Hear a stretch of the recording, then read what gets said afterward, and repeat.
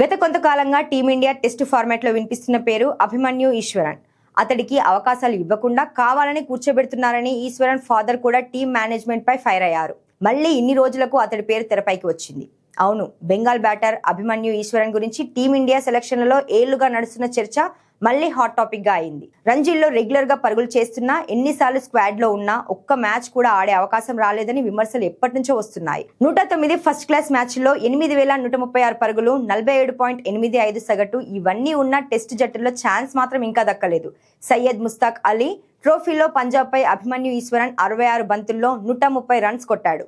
ఫలితం బెంగాల్ కు అనుకూలంగా లేకపోయినా ఈ ఇన్నింగ్స్ మాత్రం అందరి దృష్టిని ఆకర్షించింది. ఇదే మ్యాచ్ లో అభిషేక్ శర్మ 148 పరుగులు చేశాడు. అభిమన్యు ఈశ్వరన్ సెంచరీపై మాట్లాడిన భారత్ జట్టు మాజీ ఆటగాడు రవిచంద్రన్ అశ్విన్ టీమిండియా మేనేజ్మెంట్ పై కాస్త వ్యంగ్యంగా స్పందించాడు. ఈశ్వరన్ ఇప్పుడు టీ20లో కూడా సెంచరీ చేశాడు. ఇక అతన్ని టెస్ట్ లో ఖచ్చితంగా చూస్తాం. టీ20లో రన్స్ కొట్టాడు కాబట్టి టెస్ట్ జట్టులో చోటు ఖాయం అని అన్నాడు. ఈ కామెంట్స్ ఇప్పుడు సోషల్ మీడియాలో వైరల్ అవుతున్నాయి. టెస్ట్లకు కోహ్లీ, రోహిత్ రిటైర్ అయినా ఇంగ్లాండ్ సిరీస్ లో కూడా ఈశ్వరన్ ప్లేయింగ్ 11 లోకి తీసుకోలేదు. సాయి సుదర్శన్, కరుణ్ నాయర్ పెద్దగా రన్స్ చేయకపోయినా ఈశ్వరన్ బెంచ్ కే పరిమితమయ్యాడు. చాలా కష్టపడి ప్రాక్టీస్ చేస్తాం. గ్రౌండ్ లోకి వెళ్లి ఆడాలని కోరిక ఉంటుంది.